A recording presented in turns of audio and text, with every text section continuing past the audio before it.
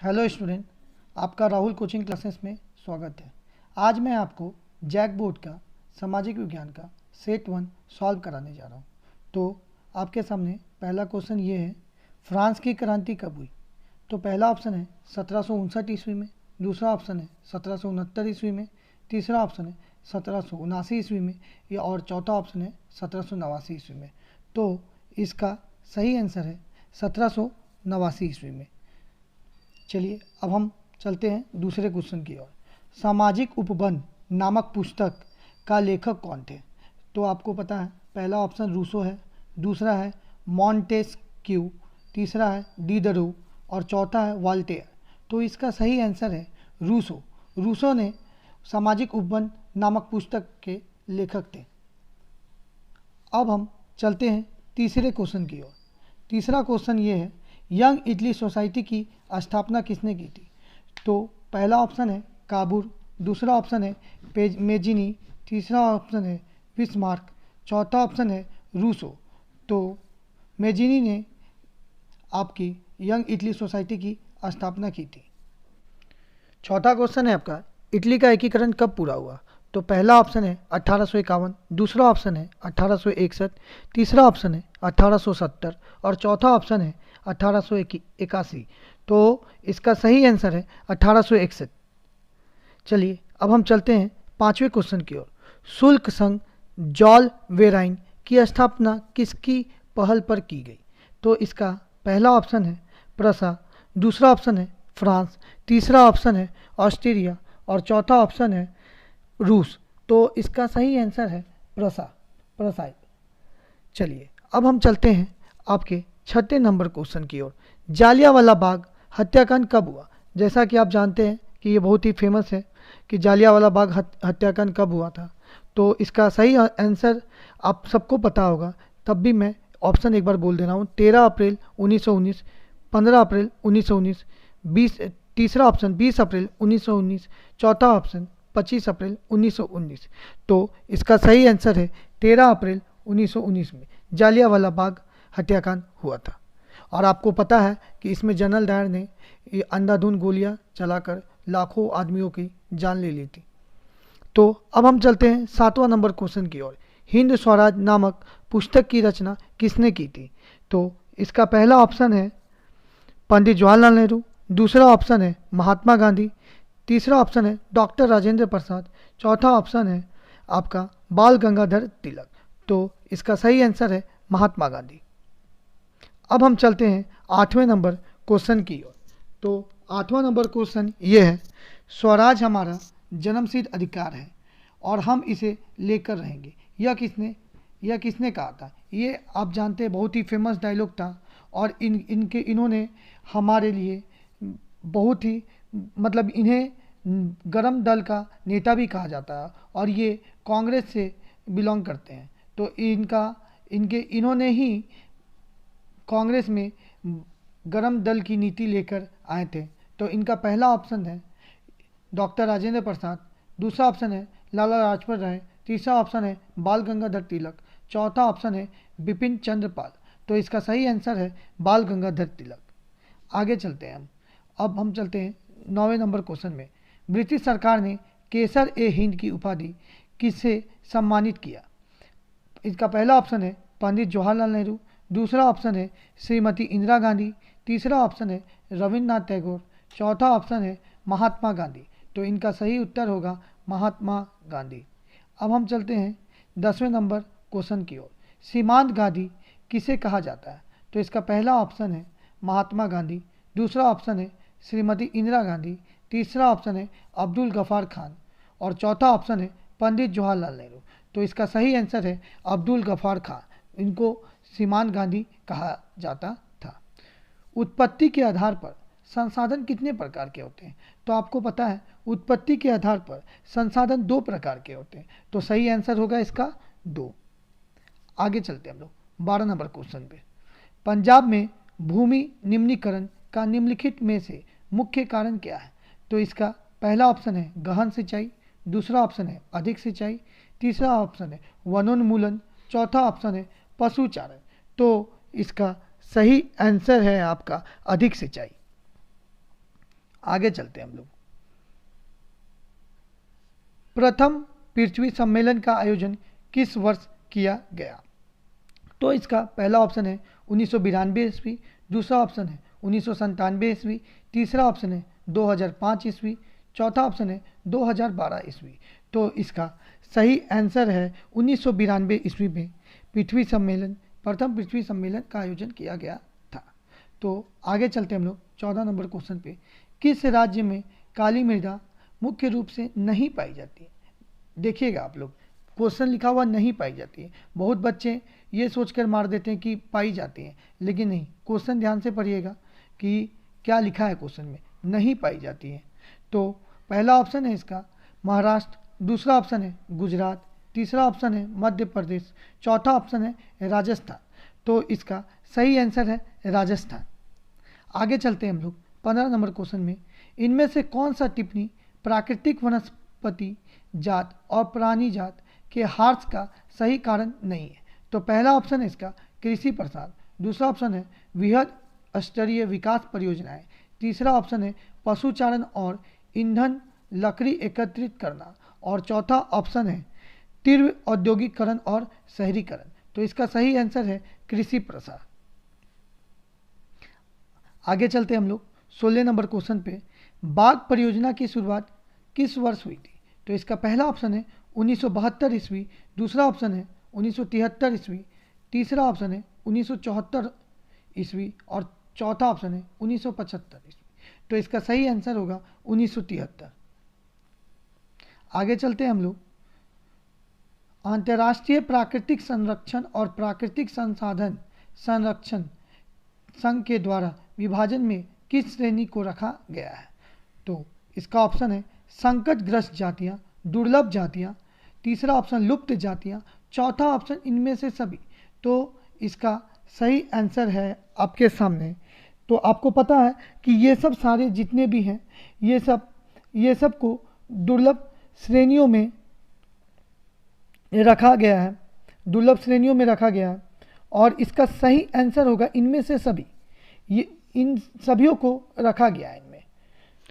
तो 18 number question है 14वीं शताब्दी में किसने दिल्ली में सीरी फोर्ट क्षेत्र में जल की सप्लाई के लिए हौज खास का निर्माण करवाया? तो इसमें से जो चारों ऑप्शन है वो चारों ऑप्शन गलत है। तो इसका सही आंसर है अलाउद्दीन खिलजी ने आपका हौज खास का निर्माण करवाया था सप्लाई के लिए। तो इसका सही आंसर है अलाउद्दीन खिलजी। तो आप लोग टेंशन मत लीजिएगा कि आपका ये क्वेश्चन गलत है। तो हो सकता है कभी कभी मिसप्रिंट हो जाता है क्वेश्चन छापने में, तो आप लोग टेंशन मत लीजिएगा। बोर्ड के एग्ज़ाम में आपका जो भी क्वेश्चन आएगा एकदम सही आएगा, और इसके लेके आप टेंशन मत लीजिए, कभी कभी हो जाता है ऐसा। तो अब अगला क्वेश्चन है निम्नलिखित में कौन सा वक्तव्य बहुउद्देशीय नदी परियोजना के पक्ष में दिया गया तर्क नहीं है? क्या बात बोल रहा है यहाँ पे? नहीं है, नहीं है बोल रहा है। तो आप इस बात पे ध्यान रखिए। पहले तो आपको पता होना चाहिए कि बहुउद्देशीय परियोजनाएं है क्या। तो बहुउद्देशीय नदी परियोजनाएं का अर्थ है, मान लीजिए जहाँ पे बाढ़ आता है वहाँ पर एक डैम का निर्माण कर दिया जाता है और उनसे बाढ़ का पानी को रोका जाता है, और उन जगह पे सप्लाई किया जाता है जहाँ पे पानी की कमी होती है। और तीसरी बात, इनसे विद्युत का उपयोग यानी इलेक्ट्रिसिटी प्रोड्यूस किया जाता है, आपको पता होगा ये। और ये सब आपकी बहुउद्देशीय परियोजना के फायदे हैं। तो इसमें बोल रहा है कि तर्क दिया गया कि नहीं है।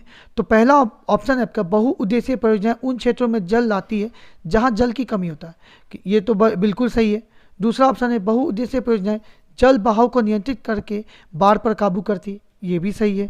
तीसरा ऑप्शन है बहुउद्देशीय परियोजनाओं से बृहद स्तर पर विस्थापन होता है और आजीविका खत्म होती है, ये भी सही है। और चौथा ऑप्शन है बहुउद्देशीय परियोजनाएं हमारे उद्योग और घरों के लिए विद्युत पैदा करती है, ये नहीं, ये गलत है। तो सही आंसर है चौथा नंबर आपका। आगे चलते हैं हम लोग। सरदार सरोवर बांध किस नदी पर बनाया गया? तो पहला ऑप्शन है गंगा, दूसरा नदी ऑप्शन है यमुना, तीसरा ऑप्शन है नर्मदा और चौथा ऑप्शन है गोदावरी। तो इसका सही आंसर है नर्मदा। आगे चलते हैं। सामान्यतः किसी देश का विकास किस आधार पर निर्धारित किया जा सकता है? प्रति व्यक्ति है, दूसरा ऑप्शन है औसत साक्षरता दर, लोगों की स्वास्थ्य स्थिति, और चौथा ऑप्शन है उपरोक्त सभी। तो आपको पता है किसी भी देश के विकास के लिए प्रति व्यक्ति आय बहुत ही ज़्यादा जरूरी है, और शिक्षा हमारे विकास में बहुत बड़ा योगदान देती है। और तीसरा, अगर लोगों की स्वास्थ्य स्थिति, अगर लोगों स्वास्थ्य नहीं होंगी तो हमारी प्रति व्यक्ति आय भी नहीं बढ़ेगी। तो ये तीनों ऑप्शन ही सही है, तो आंसर होगा इसका उपरोक्त में से सभी। आगे चलते हैं हम लोग। मान लीजिए किसी देश में 4 परिवार है, इन परिवारों की प्रति व्यक्ति आय 5,000 रुपये है। अगर 3 परिवारों की आय क्रमशः 4,000 से 7,000 और 3,000 है, तो चौथे परिवार की आय क्या है? तो आपको पता है औसत आय है 4 परिवार की 5,000 रुपये, तो 4 गुना 5,000 तो हो गया आपका ये 20,000 रुपये हो गया। और 3 परिवारों की आय दी हुई है 4,000, 7,000, 3,000। जब इन तीनों को हम जोड़ेंगे तो आएगा 14,000 रुपये। उस 14,000 को इस 20,000 में से जब हम माइनस करेंगे तो आएगा 6,000 रुपये। तो इसका सही आंसर है 6,000 रुपये, क्योंकि एक परिवार की आय नहीं दी गई थी, तो उस परिवार की आय कितनी है? 6,000 रुपये। आगे चलते हैं हम लोग। मानव विकास रिपोर्ट देशों की तुलना में किस आधार पर करती है? तो इसका पहला ऑप्शन है स्वास्थ्य, दूसरा ऑप्शन है शिक्षा, तीसरा ऑप्शन है आपका प्रति व्यक्ति आय, और चौथा ऑप्शन है उपरोक्त सभी। तो इसका सही आंसर है उपरोक्त सभी। आगे चलते हैं हम लोग। एक वर्ष में पैदा हुए प्रति 1,000 जीवित बच्चों में से 1 वर्ष की आयु से पहले मर जाने वाले बच्चों की संख्या क्या कहलाती है? तो इसका पहला ऑप्शन है शिशु मृत्यु दर, दूसरा ऑप्शन है मातृत्व मृत्यु दर, तीसरा ऑप्शन है मृत्यु दर, चौथा ऑप्शन है औसत जन्म दर। तो इसका सही आंसर है शिशु मृत्यु दर। आगे चलते हैं हम लोग। वनोत्पादक का संग्रह करना किस क्षेत्र की गतिविधियां हैं? तो पहला ऑप्शन है द्वितीयक, दूसरा ऑप्शन है प्राथमिक, तीसरा ऑप्शन है तृतीयक, और चौथा ऑप्शन है चतुर्थक। तो इसका सही आंसर है प्राथमिक। आगे चलते हैं हम लोग।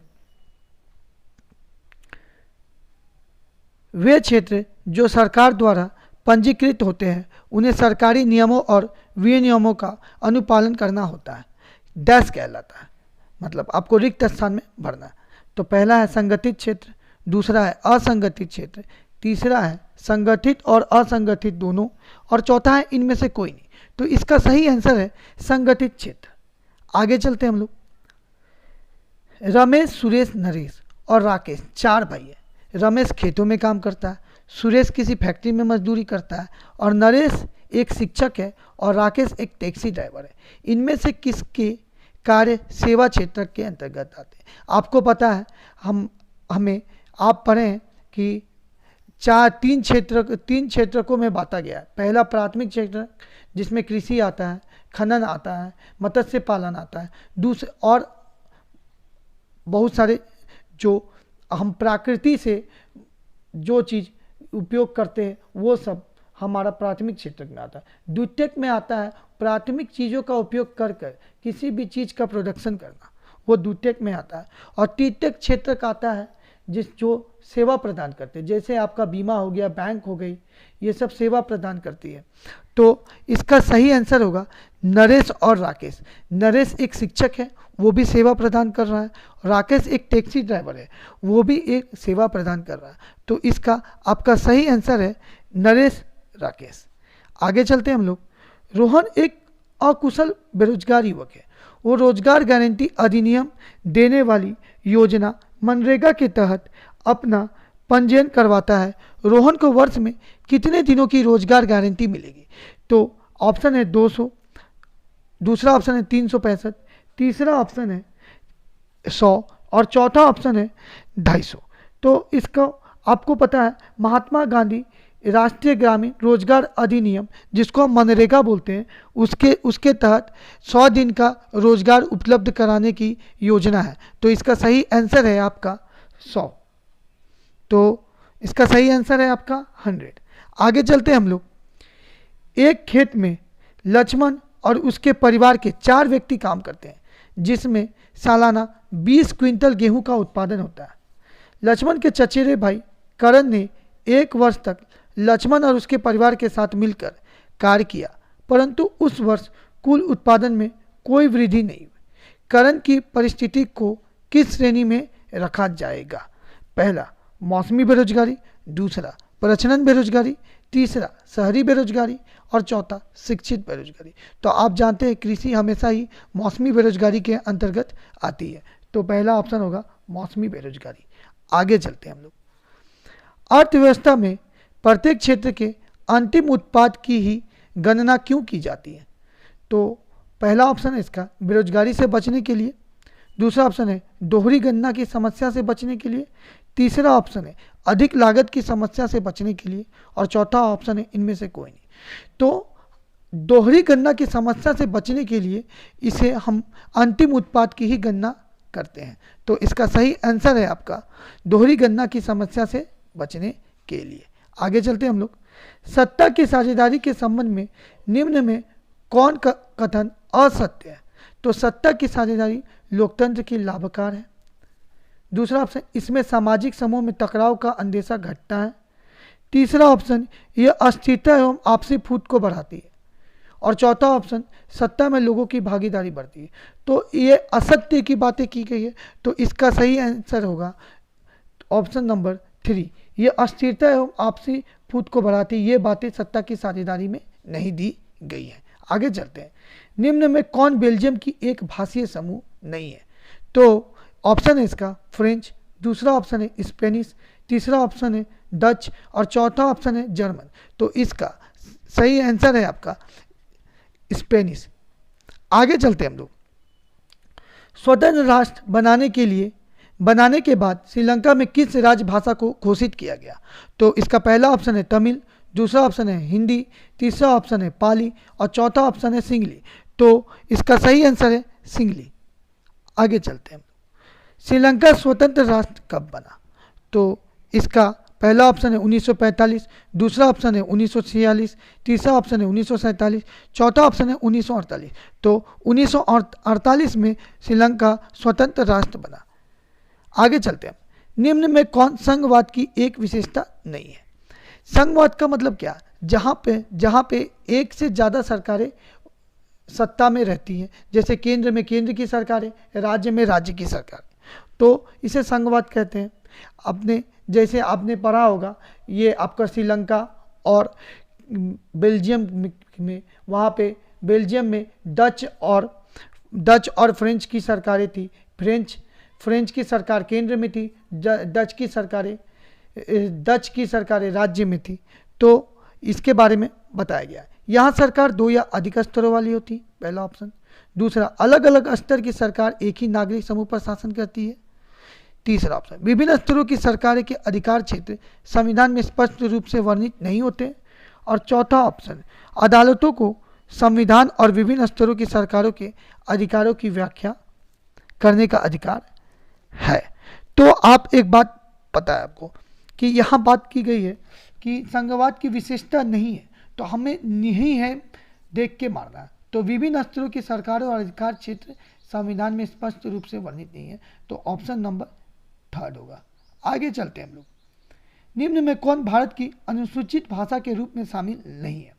तो आपको पता है कि मैथिली भी है, संथाली भी है, असमिया भी है। तो अरबी एक ऐसी भाषा है जिसे हम अनुसूचित भाषा के रूप में शामिल नहीं है। चलिए आगे चलते हैं। निम्न में कौन सुमेलित नहीं है? राज्य सरकार राज्य सूची से, केंद्र सरकार समवर्ती सूची से और स्थानीय सरकार अविशिष्ट अधिकार से। तो इसका ऑप्शन नंबर 4 होगा, स्थानीय सरकार अविशिष्ट अधिकार से। आगे चलते हैं हम लोग। भारत में विकेंद्रीकरण के संबंध में कौन सत्य है बोल रहा है? तो आपको ध्यान देना है। अब स्थानीय स्वशासी निकायों के चुनाव नियमित रूप से कराना संवैधानिक बाध्यता नहीं है। दूसरा ऑप्शन, वास्तविक विकेंद्रीकरण की दिशा में एक बड़ा कदम 1992 में उठाया गया था। तीसरा ऑप्शन, कम से कम 1/4 पद महिलाओं के लिए आरक्षित की गई। चौथा ऑप्शन, पंचायत और नगर पालिका का चुनाव कराने के लिए राष्ट्रीय चुनाव आयोग नामक स्वतंत्र संस्था का गठन किया गया है।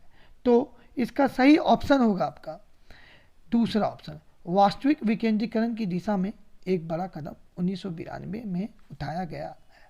आगे चलते हैं, निम्न में कौन सुमेलित नहीं? पहला ऑप्शन, वर्ग विशेष के हित समूह, जिसमें किसी विशेष तबके या समूह के हितों को बढ़ावा देने वाले संगठन। दूसरा ऑप्शन आता है राजनीतिक दल, ऐसा संगठन जो राजनीतिक सत्ता पाने की गरज से लोगों को लामबंद करता है। तीसरा ऑप्शन, आंदोलन, किसी सामाजिक समस्या के समाधान के लिए चलाया गया एक ऐसा संघर्ष जिसमें सांगठनिक संरचनाओं को भी शक्ति है नहीं भी। आगे चौथा ऑप्शन, दबाव समूह, राजनीति में सीधे भाग लेते हैं। तो इसका आंसर होगा दबाव समूह। ये गलत है, ये राजनीति में सीधे भाग नहीं लेते हैं। आगे चलते हैं हम लोग 40वां क्वेश्चन, निम्न में कौन सुमेलित नहीं है? नर्मदा बचाओ आंदोलन एक मुद्दे पर आधारित आंदोलन। दूसरा, खाद्य विक्रेता का संघ दबाव समूह। तीसरा, तृणमूल कांग्रेस राजनीतिक दल। और चौथा ऑप्शन, श्रीलंका संघात्मक शासन प्रणाली। तो सही आंसर है इसका खाद्य विक्रेता का संघ दबाव समूह। तो आज के लिए इतना ही फ्रेंड्स, और जिनको जिनको मेरा वीडियो अच्छा लगा हो तो प्लीज़ सब्सक्राइब करें मेरे चैनल को, और मैं इसी तरह आप लोगों को नई नई वीडियो लाता रहूं। धन्यवाद।